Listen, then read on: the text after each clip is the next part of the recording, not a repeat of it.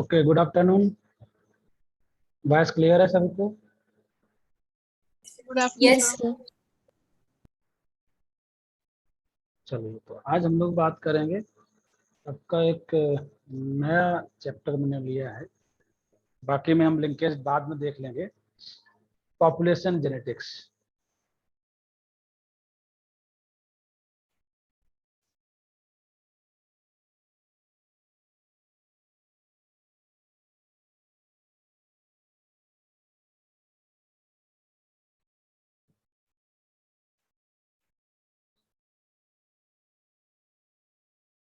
Population genetics हम लोग देखेंगे।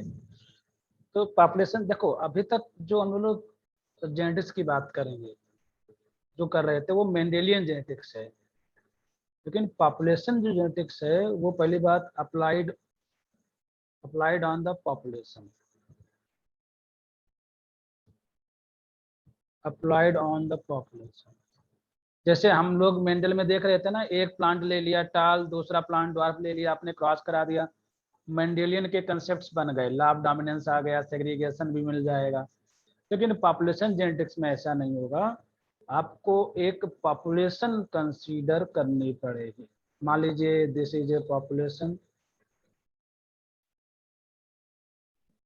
ये हमने ले लिए, दिस इज ए इंडिविजुअल्स। तो group of the individual is known as population. लेकिन ये जितने भी इंडिविजुअल्स हैं सभी सेम स्पीशीज के होने चाहिए। दैट एक सेम स्पीशीज के होने चाहिए। अगर हम एक इंडिविजुअल को यहाँ पे देखें तो उस इंडिविजुअल के पास क्या होंगे? क्रोमोसोम्स होंगे, पेयर ऑफ क्रोमोसोम्स होंगे, सॉरी पेयर ऑफ क्रोमोसोम होंगे। ठीक है, तो अगर हम एक पेयर को ले लें, अगर किसी एक पेयर को ले लें, उस पेयर ऑफ क्रोमोसोम में किसी एक पेयर को अगर ले लें तो उसमें बहुत सारे लोकस होंगे। एक पेयर में मैनी लोकस होंगे ना। किसी एक लोकस को अगर हम कंसीडर कर लें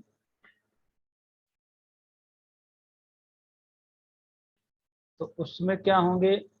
एक एक कंसर्निंग जीन होगा, कोई एक वन जीन होगा,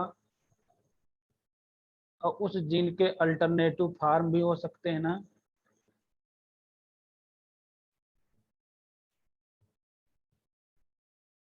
तो अब हम यहाँ तक पहुंच गए। एक एक एक जीन की बात करें तो ये बताइए, जो जीन की स्टडीज करेंगे वो हम एक जीन की स्टडी करेंगे, वो किस में करेंगे? पॉपुलेशन में करेंगे, मतलब ग्रुप ऑफ द। ये समझ में आया पूरा? एक तो इस तरीके से भाई आपको पहुंचना तो फाइनली जीन पे ही है ना भाई। पॉपुलेशन जेनेटिक्स में आपको फाइनली आपको किसी एक कंसर्निंग जीन को ही तो उठाना पड़ेगा। तो देखिए, population genetics is a branch of genetics that study the genetic makeup of the group of the individuals. जैसे ये ग्रुप ऑफ द इंडिविजुअल्स, इनका जो जेनेटिक मेकअप है, मैं अगर बात करूं तो जेनेटिक मेकअप, इनका एक कोई ना कोई जेनेटिक मेकअप होगा। अब बताइए जेनेटिक मेकअप किससे बनेगा? वो वो नंबर ऑफ जीन से। किसी भी पॉपुलेशन का जो जेनेटिक मेकअप बनता है वो बनता है आपको ग्रुप ऑफ जीन से, ग्रुप ऑफ जीन से। तो मैं आपसे अगर ऐसे बोलूं कि हर एक पॉपुलेशन का, हर एक स्पीशीज का एक एक स्पेसिफिक, एक यूनिक जेनेटिक मेकअप होगा, एक एक एक कैरेक्टरिस्टिक्स ग्रुप ऑफ जीन्स होंगे। हो सकता है कि दूसरे स्पीशीज से वो जेनेटिक मेकअप में कुछ कुछ डिफरेंस हो, डिफरेंट भी हो सकते हैं ना। लेकिन एक ग्रुप जो है इंडिविजुअल, उनका एक ही जेनेटिक मेकअप होगा। चलिए, तो इतनी बात अगर आप समझ गए हैं तो ये चीज हमको पढ़नी होती है कि कैसे जेनेटिक जो मेकअप है, हाउ द, अगर हम बात करें how the group of genetics composition change with the times. इनका जो जेनेटिक कंपोजिशन है कैसे टाइम टू टाइम चेंज होता रहता है।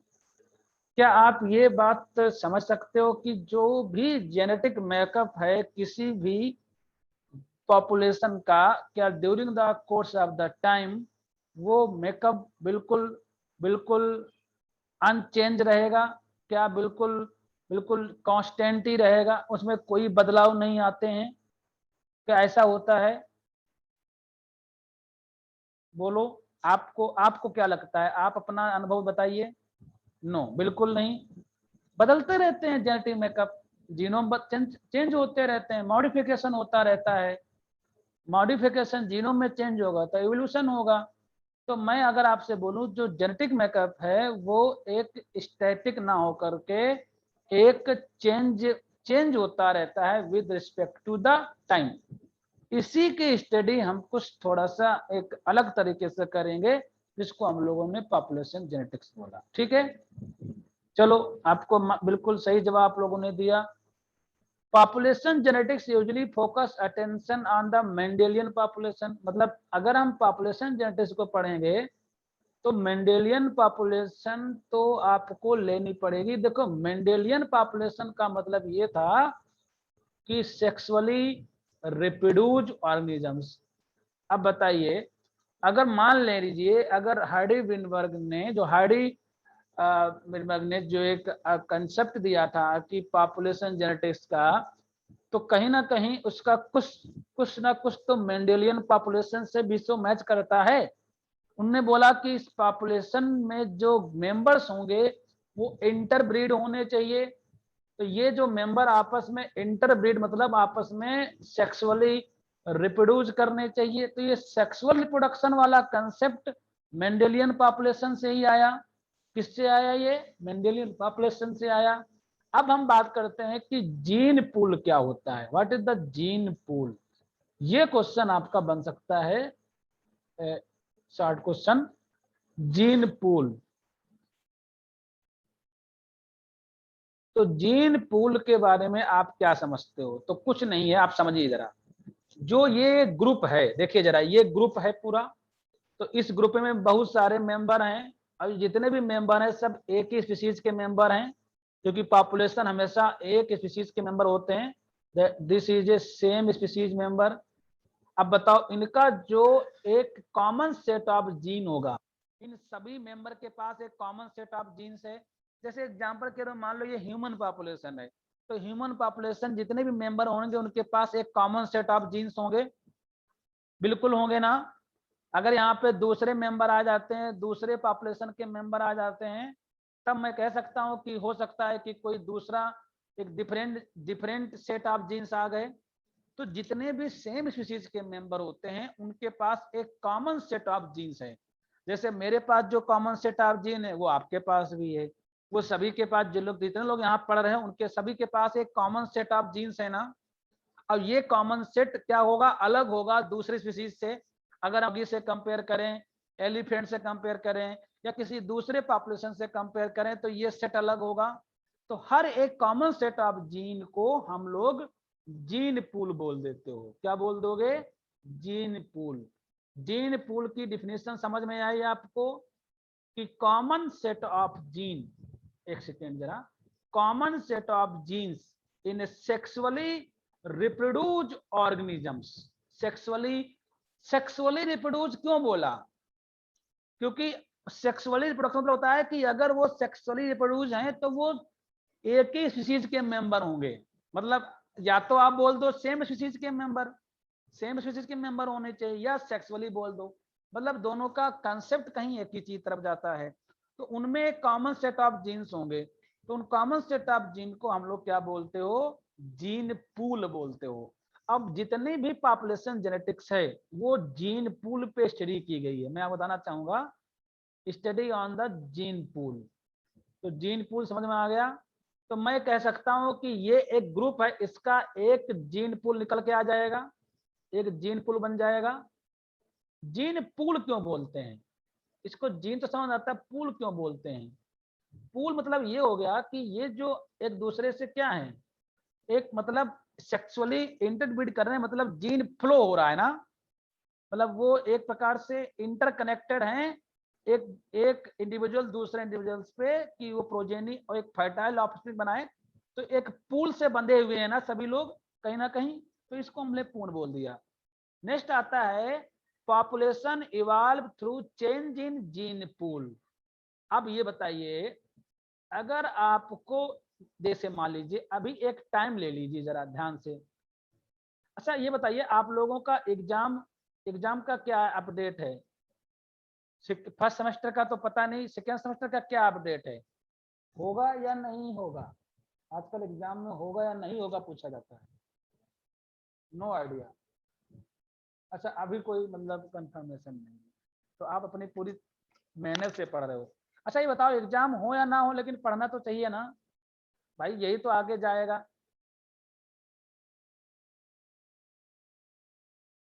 अच्छा होंगे, ठीक है ठीक है, तो अच्छी बात है। मैं ऐसे ही पूछ लिया, हमने कहा थोड़ा सा हो जाता है ना, एक दो होते हैं जो एग्जाम के हिसाब से पढ़ते हैं कि एग्जाम हो तो हम पढ़ें, एग्जाम ना हो तो हम क्यों पढ़ें, इतनी एनर्जी क्यों खराब करें, फालतू का क्यों पढ़ें, आगे पता चले। तो ऐसा तो नहीं होना चाहिए। अगर हाँ इसमें से बहुत सारे लोग ऐसे होंगे जो आगे कंपटीशन में उतरना होगा, होंगे ना। बायोटेक में भाई आप एक बायोटेक सब्जेक्ट लियो तो मैं मान के चलता हूँ कि अप्लाइड साइंस में सबसे नंबर 1 पे जो एक प्रेफरेंस होती है वो बायोटेक की होती है। हाँ किसी ने मान रखा हो कि मुझे माइक्रोबायोलॉजी करना है, लेकिन बायोटेक मतलब एक ब्रिलियंट स्टूडेंट ही बायोटेक ही लेता है, मतलब अगर प्रायोरिटी दे दिया तो बायोटेक हम एमएससी करेंगे। मतलब एक कॉमन कह सकते हो कि लोगों में ये एक थोड़ा सा एक कॉमन देखा जाता है, ठीक है। तो आप लोगों को आगे एग्जाम में भी देना पड़ेगा, तो अगर आप ये स्टडीज जिस तरीके से मैं आपको बता रहा हूँ कि आके भी आपको काम आएगी एग्जाम के लिए, ठीक है। तो ये मान लीजिए कोई पॉपुलेशन है, that is this is A population. अब पॉपुलेशन को अब हम सीधे सीधे आगे जीन पूल पे ना, जीन पूल। अब बताइए अगर हम अगले टाइम पे देखें, एक टाइम गुजर गया, अब इस टाइम पे मतलब T2 मान लेते हैं, T2 मान लेते हैं। अब बताओ, आपको ये पता करना है कि एवोल्यूशन हुआ या नहीं हुआ। आपको क्या बताना है, एवोल्यूशन हुआ या नहीं हुआ, यस और नॉट, यही तो बताना है ना। तो आप क्या बताते, आप अपने दिमाग लगाते सर हम देख लेते हैं कि कोई ऐसा ट्रेट जो पहले प्रिमिटिव हो थोड़ा एडवांसमेंट आ जाए, मतलब उनकी लाइफ स्टाइल में थोड़ा सा एडवांसमेंट आ जाए, और या कोई उनकी फिटनेस वैल्यू बढ़ जाए, सर्वाइबिलिटी बढ़ जाए, मतलब बहुत सारे पैरामीटर्स हैं जो एवोल्यूशन को बता सकते हैं ऑब्जर्व करके ना। लेकिन पॉपुलेशन जेनेटिक्स कुछ और कहना चाहती है, वो एक मैथमेटिकल अप्रोच पकड़ना चाहती है, वो एक मैकेनिस्टिक पकड़ना चाहती है। जैसे हम आंखों से देख रहे हैं उस पर कोई विश्वास नहीं करेगा, हम एक मैथमेटिकल अप्रोच पकड़ेंगे, एक मैकेनिज्म पकड़ेंगे, तो यहाँ पे क्या होगा, हम देखेंगे क्या इनके जीन पूल में चेंज हुआ, change in gene pool, gene pool. अगर जीन पूल में चेंज हुआ है तो हम मान सकते हैं कोई ना कोई फोर्स जरूर है। देखो अगर कोई फोर्स नहीं होगा तो ये जीन पूल चेंज नहीं होगा, क्योंकि जीन पूल धीरे धीरे ग्रेजुअली चेंज होते रहते हैं, और चेंज होने के लिए क्या चाहिए, क्या चाहिए, फोर्स चाहिए ना, क्या चाहिए, फोर्स, माइक्रोल्यूशनरी फोर्स चाहिए। अब ये बताइए, अब हम कैसे समझें कि एवोल्यूशन हुआ नहीं हुआ, तो हम क्या चेक करेंगे, क्या क्या जीन पूल चेंज हुआ। जीन पूल अगर चेंज हुआ है तो मैं कह सकता हूं कि यहाँ पे कोई फोर्स है, उस फोर्स के चलते जीन पूल चेंज हुआ है, और जीन पूल चेंज हुआ है तो एवोल्यूशन भी हो सकता है। समझ में आया। हम change in the gene pool in respect to the in the presence of the force, जो एक एवोल्यूशनरी कॉज कर सकता है, क्या कॉज कर सकता है, एवोल्यूशनरी कॉज कर सकता है। ये बात आपको समझ में आ गई। मतलब मैं आपसे क्या कहना चाहता हूं इतनी देर से, मैं यही कहना चाहता हूं कि जीन पूल ही एक ऐसा एक स्टडी, एक मास्टर स्टडी बनी है जिसके बेसिस पे हम ये डिसाइड कर पाएंगे कि कोई एवोल्यूशनरी फोर्स है या नहीं है। अगर कोई फोर्स होगा तो जीन पूल चेंज होगा, और अगर जीन पूल चेंज नहीं हो रहा है तो हम मान के चलेंगे कि कोई वहां पे फोर्स नहीं है। लेकिन नेचर में आपको बता दें, नेचर में हमेशा कोई ना कोई फोर्स होते हैं इसीलिए ग्रेजुअली ग्रेजुअली धीरे धीरे जीन पूल चेंज होते रहते हैं। मैं आपके कुछ फोर्स के बता देता हूं, आप चाहो तो अभी बस सुन लो, बाद में आगे डिटेल करेंगे कि आपके सिलेबस में है। म्यूटेशन, म्यूटेशन एक ऐसा फोर्स है जो जीन पूल को चेंज कर सकता है। माइग्रेशन एक ऐसा फोर्स है जो जीन पूल को चेंज कर सकता है। नेचुरल सिलेक्शन एक ऐसा फोर्स है जो जीन पूल को चेंज कर सकता है। आपको जेनेटिक ड्रिफ्ट एक ऐसा फोर्स है जो जीन पूल को चेंज कर सकता है, ठीक है। और उसके बाद में जो ये क्या कहते हैं, नॉन रैंडम मैटिंग होती है, जो प्रेफरेंस मैटिंग होती है, मैटिंग सिस्टम होता है, सेलेक्टिव मैटिंग होती है, ग्रुप सिलेक्शन मैटिंग होती है, ये सब फोर्स हैं जो आपको जीन पूल चेंज कर सकता है। तो ये फोर्स मोटे मोटे आपने हम सुन लिए होंगे जो एक जीन पूल को चेंज कर सकते हैं। इतना समझ में सभी को आया? क्योंकि मैं दूसरे स्लाइड पे जाना चाहता हूं। हम मोटे मोटे देखा जाए तो हम इस पॉइंट पे पहुंच गए हैं। अब थोड़ा सा देखिए जरा, अभी आज का जो पार्ट है वो इंट्रोडक्टरी पार्ट है। ये हमने क्या किया, ये एक बना लिया। तो ये मान लीजिए जीन पूल इसका भी होगा, जीन पूल ये T1 टाइम पे ले लें। यहाँ पे जीन पूल की बात करें, ये T2 पे ले लें। अब इधर मैं बीच में दे देता हूं फोर्स। मैंने क्या क्या फोर्स बताए थे? Mutation, mutation, natural selection. क्योंकि आपके दिमाग में जब तक ओवरव्यू नहीं आएगा तब तक हम इसको फिर अच्छी तरीके से समझ नहीं सकते। यही सब पढ़ना आपको है। जेनेटिक ड्रिफ्ट,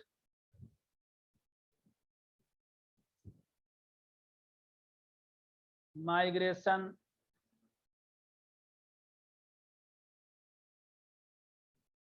पांचवा एक ले लेते हैं, नॉन रैंडम मैटिंग।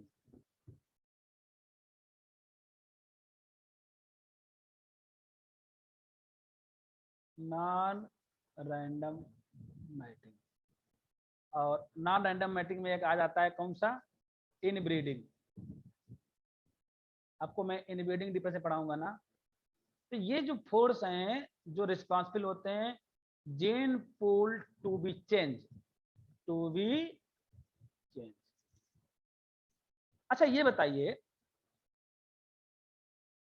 आप, जैसे मैं एक ऐसे एक एग्जांपल लेना चाहता हूँ, आप सटीक तो नहीं बैठा सकते हो, आपको पता होना चाहिए। जैसे आप आजकल लोग शादियां जो होती हैं हम लोगों के समाज में या किसी दूसरे समाज में, हमेशा वहां पे प्रेफरेंस होती है ना, एक सेलेक्टिव मैटिंग होती है, कोई ना कोई एक बेस लिया जाता है ना। इससे क्या होगा? ये भी तो कहीं ना कहीं एक जीन पूल को चेंज कर रहा है ना, एक फैमिली को चेंज कर रहा है। जैसे मान लीजिए अगर आप एक हाई प्रोफाइल में बिलोंग करते होंगे तो आप शादी भी हाई प्रोफाइल से होगी। तो एक ये एक प्रकार देखा जाए, मुझे एक लग रहा है कि एक जो प्रोफाइल जो है वो हमेशा वो मेंटेन रहता है, शादी के बाद भी वो प्रेफरेंस होती है ना इस तरीके से। थोड़ा आपके दिमाग में आया कि random non random mating, random mating के बजाय नॉन रैंडम मैटिंग कहीं ना कहीं एक फोर्स है।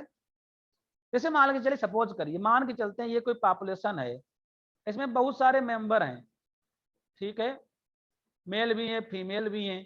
लेकिन ये हुआ कि जो वो मेल किसी ऐसे फीमेल को प्रेफरेंस दे रहे हैं जो जो एक ब्लू ब्लू पैटर्न है उनके पे। अब बताइए इस ब्लू पैटर्न के बेसिस पे तो केवल ब्लू पैटर्न वाला ही, उन्हीं को तो एक प्रेफरेंस मिलेगा। अब बताइए जिनके पास ब्लू पैटर्न नहीं होगा तो धीरे धीरे क्या हो जाएंगे? धीरे धीरे विलुप्त हो जाएंगे, उनका जो ट्रेट है आगे इनहेरिटेड नहीं होगा। भाई प्रेफरेंस जो ब्लू पैटर्न को मिल गया, इसके मतलब मान के चलिए अगले जो दूसरे जो कलर के ट्रेट होंगे वो तो आने ही आने वाले। तो बताइए ये जो जेनेटिक मैप है, जो जीन पूल है, वो चेंज हो जाएगा नहीं चेंज हो जाएगा? जल्दी बताओ। जीन पूल जो अभी जो सेट ऑफ जीन है, वो सेट ऑफ जीन चेंज नहीं हो जाएगा? बिल्कुल चेंज हो जाएगा। बहुत सारे कारण है, वन बाय वन हम डिस्कस करेंगे। चलो अब आते हैं हम लोग नेक्स्ट पॉइंट्स पे कि जीन पूल में क्या क्या हमको देखना होता है। दो चीजें होती हैं जीन पूल में, आपको अगर देखना है जीन पूल में।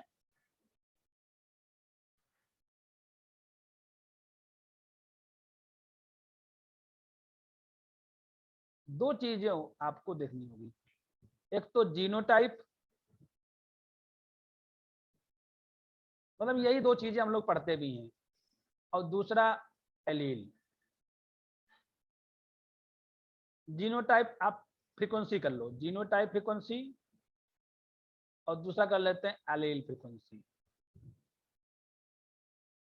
जीनोटाइप जानते हो ना, combination of the alleles, combination of the alleles. अब देखिए जरा ये दो चीजें आप कैसे, जैसे मान के चलते कोई एक लोकस है, ध्यान से समझिएगा, कोई एक लोकस है, कोई एक लोकस आपने कंसीडर किया पॉपुलेशन में, लेकिन इस लोकस में दो एलील्स हैं, एक एलील है डोमिनेंट ए एलील, एक रेसेसिव एलील है। ये डोमिनेंट ए एलील हो गया और एक रेसेसिव एलील हो गया, ठीक है। अब जरा ये बताओ, अगर मैं आपसे ये बोल दूं कि टोटल पॉपुलेशन साइज यहाँ पे 200 लोग हैं, मतलब लोगों का जो नंबर है वो 200 है, यही तो हुआ।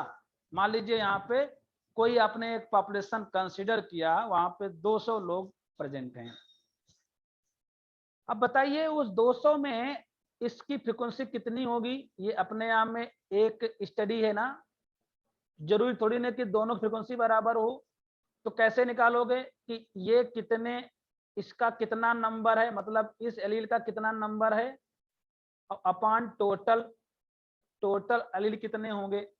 अब अगर टोटल एलील निकालने हो तो बड़ा आसान होता है, अगर आपको टोटल एलील निकालने हो तो 2 मल्टीप्लाई एन जो पॉपुलेशन साइज कर देते हैं, तो 2 मल्टीप्लाई 200, तो मान के चलिए आपका जो टोटल एलील आएंगे वो 400 आएंगे। कैसे 400 आएंगे, देखो 200 लोग हैं तो हर एक एक एक लोकस, 200 लोकस हो गए, हर लोकस में कितने एलील रह सकते हैं, 2 एलील रह सकते हैं ना, तो 400 टोटल एलील हो गए। अब ए कितना है ये तो बाद में बताएंगे, ये तो मतलब एक डेटा देना पड़ेगा। स्मॉल ए की फ्रीक्वेंसी कैसे निकालोगे, स्मॉल ए मतलब A, sorry sorry sorry sorry, small A कितना है अपॉन टोटल, यही तो हुआ। तो ये तो हो गया एलिक फ्रीक्वेंसी। अब जीनोटाइप फ्रीक्वेंसी कैसे करेंगे, जीनोटाइप क्या होता है, इनका कॉम्बिनेशन बना लेते हैं। तो जीनोटाइप में 3 कॉम्बिनेशन बनेंगे, एक बनेगा ये वाला combination homozygous for dominant dominant, इसकी फ्रीक्वेंसी कैसे निकालोगे, इसके कितने नंबर हैं, इसके कितने नंबर है अपॉन टोटल, टोटल टोटल कितने लोग हैं, 200 लोग हैं। हेट्रोजाइगोट कैसे निकालोगे, इसके कितने नंबर हेट्रोजाइगोट के अपॉन टोटल। स्मॉल ए कैसे निकालोगे, फ्रीक्वेंसी कैसे निकालोगे, इसके कितने नंबर हैं स्मॉल ए के अपॉन टोटल, यही तो होया। यहां तक समझ में आया सबको,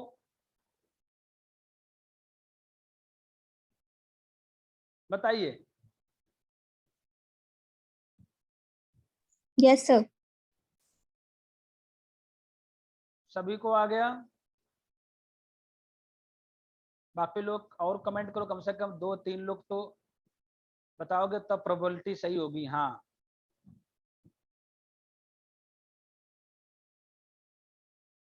चलो, अगर आपको फिर भी अगर थोड़ा सा डाउट है तो इसको क्वेश्चन का रूप दे दें, समझ में आ जाएगा। इसको क्वेश्चन का रूप दे दें, समझ में आ जाएगा। जैसे देखो, मान लें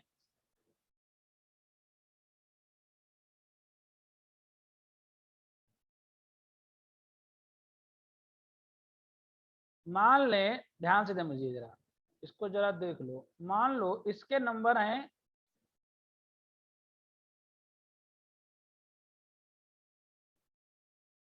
200,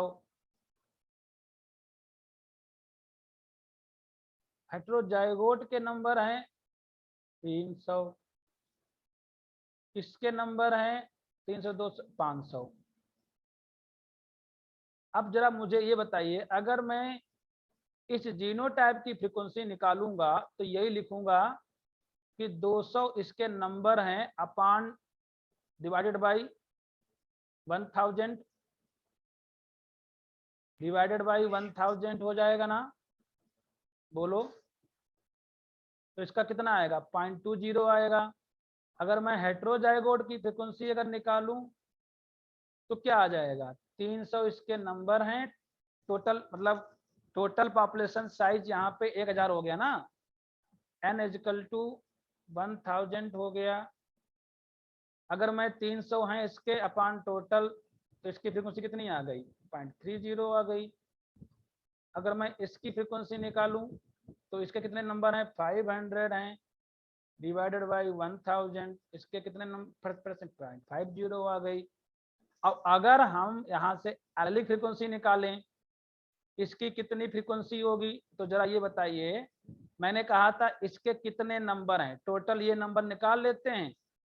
अब ये तो पता ही है कितने होंगे, तो ध्यान से देखिए, जरा ध्यान से देखिए। इसका तो नीचे पता ही है कितना हो जाएगा, 2000।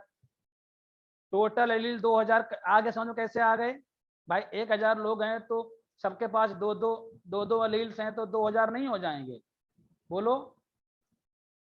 अब ये कितना आएगा, इसको जरा समझना पड़ेगा, इसका कितना नंबर होगा। यहाँ देखो जरा, ये क्या है, ये 200 लोग हैं, तो 200 लोग यहाँ पे हैं, सबके क्या हैं, और सबके पास दो एलील हैं, तो ये 2 गुणे 200 करना पड़ेगा, तब 400 एलील यहाँ से आ जाएंगे। ये हेट्रोजाइगस है, तो यहाँ पे क्या करना पड़ेगा, 400 करना पड़ेगा, क्योंकि एक ही एक एलील है। ये नंबर आपका आ जाएगा इसका, इसको सॉल्व कर लोगे आंसर आ जाएगा, ठीक है। स्मॉल ए की फ्रीक्वेंसी कैसे निकालोगे, बहुत सिंपल है। स्मॉल ए मतलब होता है ए स्मॉल ए अपान ए प्लस ए, तो 2 गुणे स्मॉल ए के देखा जाए तो ये इंडिविजुअल है जहां पे, जबकि सबके पास दो एलील्स हैं स्मॉल ए के, रेशियो ए के। 500 लोग हैं तो ये आपको डबल करना पड़ेगा, क्योंकि ठीक है, प्लस हेट्रोजाइगोट के पास भी तो एक एक रेशियो एलील है, तो एक ही एक है, तो 300 करना पड़े, सॉरी ये गलत हो गया ना, ये गलत हो गया, 300 हेट्रो 300 था ना, यहाँ पर भी 300 होगा। अब सही है अर्पिता, 300 हो गया ना, नीचे 2000 हो जाएगा, तो ये हो जाएगा आपका 700 डिवाइडेड बाई 2000, और ये हो जाएगा 5 दूना कितना, 1000, 1300 डिवाइडेड बाई 2000। इसको जरा सॉल्व कर लो, आंसर आ जाएगा।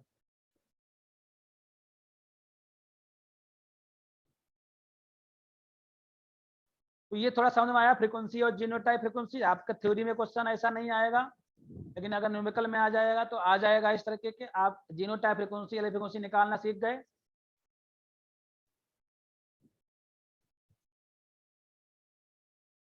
अब ये पॉपुलेशन थी। अब एक चीज मैं बताना चाहूंगा, जब कोई फोर्स होंगे, ध्यान दीजिएगा, अभी मैं आज तो नहीं, कल की क्लास में या नेक्स्ट क्लास पढ़ाऊंगा हार्डी विनबर्ग इक्विलिब्रियम क्या है। जब कोई फोर्स होंगे तो जीनोटाइप फ्रीक्वेंसी और एलील फ्रीक्वेंसी, इसका आया होगा 0.25, इसका आएगा 0.65। Genotype frequency and allele frequency ये दोनों चेंज होंगे ना, यही फ्रीक्वेंसी चेंज हो गए तो इसको बोलते हो चेंज इन जीन पूल। तो चेंज इन जीन पूल दो तरीके से देखा जाता है, change in genotype frequency, change in genotype frequency. तो पहले जीनोटाइप फ्रीक्वेंसी निकाल लो, पता होना चाहिए क्या है, अब फिर चेंज हुआ है नहीं हुआ तब जान पाओगे ना। दूसरा change in allele frequency, change in allele frequency, तब हम समझ जाएंगे कि यहाँ पे एवोल्यूशन हुआ है, कोई फोर्स प्रेजेंट है। हम लोग नेक्स्ट क्लास में बात करेंगे कि हार्डी विनबर्ग इक्विलिब्रियम क्या है। हार्डी विनबर्ग ने बिल्कुल अलग ही सोच अपनी थी, उनकी बिल्कुल अलग ही सोच थी, अलग ही कंसेप्ट उन्होंने रख दिया। उन्होंने ये मानना, मैं आज थोड़ा सा ऐसे बता देता हूँ, एक थोड़ा सा इंट्रोडक्शन दे देते हैं। हार्डी विनबर्ग ने बोला कि अगर हम सभी एवोल्यूशनरी फोर्स एब्सेंट कर दें, आप बताइए जरा, अगर हम एवोल्यूशनरी फोर्स एब्सेंट कर देंगे, कौन कौन से फोर्स थे, अभी जो मैंने बताए थे ना, जितने भी फोर्स थे, अगर एवोल्यूशनरी फोर्स अब्सेंट कर दें तो क्या जीन फ्रीक्वेंसी और जीनोटाइप फ्रीक्वेंसी और एलील फ्रीक्वेंसी चेंज होगी? जल्दी बताओ। absent the evolutionary force, all evolutionary force are absent, तो क्या during the course of the time genotype frequency allele frequency change होगी? बताओ, आपका आंसर यस और नो में चाहिए। नहीं चेंज होगी। ये किसका आइडिया था? ये किसका आइडिया था? Hardy Weinberg equilibrium. This is A idea of Hardy. ये हार्डी विनबर्ग का आइडिया था। हार्डी विनबर्ग का आइडिया था। बोलो, यही तो मैं कल बताऊंगा। तो उन्होंने बताया कि अगर कोई ऐसा होगा तो जो मान के चलते हैं, अगर कोई पर्सन डाई एलिलिक है, अगर कोई पर्सन डाई एलिलिक है, इसका मतलब दो अली ले लेते हैं P एंड Q, तो जो आपका इक्विलिब्रियम बनेगा, जरा इक्विलिब्रियम समझ लीजिए, P प्लस Q का स्क्वायर अगर हम करते हैं तो 1, इसको जरा ओपन कर दो, तो जो जीनोटाइप का इक्विलिब्रियम बनेगा वो बनेगा P square 2PQ plus Q square is equal to 1। ये है आपका इक्विलिब्रियम।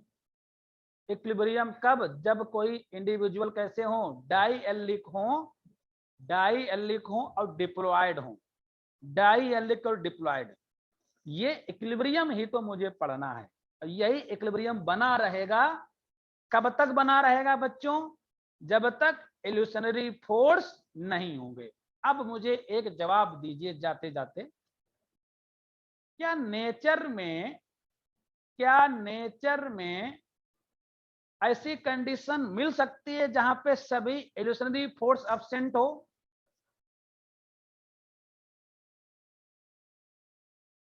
क्या नेचर में जो प्राकृतिक चीज है वहां पे ऐसा पॉसिबल है? बिल्कुल पॉसिबल नहीं है। तभी तो आपने पढ़ा होगा हार्डी विनबर्ग अजम्पशंस। उन्होंने क्या अज्यूम किया? अज्यूम मतलब होता है आप अज्यूम कर लो, लेकिन नेचर में नहीं मिलेगा। अज्यूम करोगे तो ये इक्विलिब्रियम। तो क्या बताइए, क्या नेचर में कभी भी ये इक्विलिब्रियम मेंटेन रहेगा? क्या नेचर में कभी भी इक्विलिब्रियम मेंटेन रह सकता है? नहीं रह सकता है। आप समझने तो लगे हो आप लोग। तो आज इतना ही रखें, कल हम इसी इक्विलिब्रियम को पढ़ेंगे। मैं आपको बता देता हूं क्या क्या आगे के लेक्चर्स में हम पढ़ेंगे, ये थोड़ा सा देख लो आप लोग। देखो, अभी हम हार्डी विनबर्ग का इक्विलिब्रियम पढ़ेंगे, उन्होंने क्या क्या अज्यूम किया था, ठीक है। फिर पढ़ेंगे कौन कौन से ऐसे फैक्टर हैं जो हार्डी विनबर्ग इक्विलिब्रियम को डिस्टर्ब कर सकते हैं, या आप ऐसे कह सकते हो कि कौन कौन से इल्यूशनरी फोर्स हैं जो आपके सिलेबस में दिया है, जैसे म्यूटेशन, एक नेचुरल सिलेक्शन, फिर माइग्रेशन, जेनेटिक ड्रिफ्ट, ये आपके सिलेबस में ऑलरेडी है। तो जब हम इक्विलिब्रियम पढ़ लेंगे तब हम उसके बाद फोर्स पढ़ लेंगे। और जैसे ही आप फोर्स पढ़ लोगे, उसके बाद में अगर मुझे सिलेबस मैंने जो देखा था, उसके बाद थोड़ी बहुत चीजें हैं जो इधर उधर की चीजें मैं देख लूंगा। उसके बाद जो दूसरा जो बहुत ही एक ब्रॉड टॉपिक होगा वो म्यूटेशन होगा। मैंने आपको देखा है म्यूटेशन एक ब्रॉड मतलब एक लंबा टॉपिक होगा। ये एक लंबा टॉपिक चलेगा अभी, ठीक है। उसके बाद में ये इसी में आपको एक मैटिंग सिस्टम भी पढ़ना है। मैटिंग टाइप कितने टाइप के होते हैं, बोल्टनलेक इफेक्ट आपको लिखा है। हालांकि बोल्टनलेक इफेक्ट एक जेनेटिक ड्रिफ्ट ही है। बोल्टनलेक इफेक्ट एक टाइप ऑफ जेनेटिक ड्रिफ्ट है।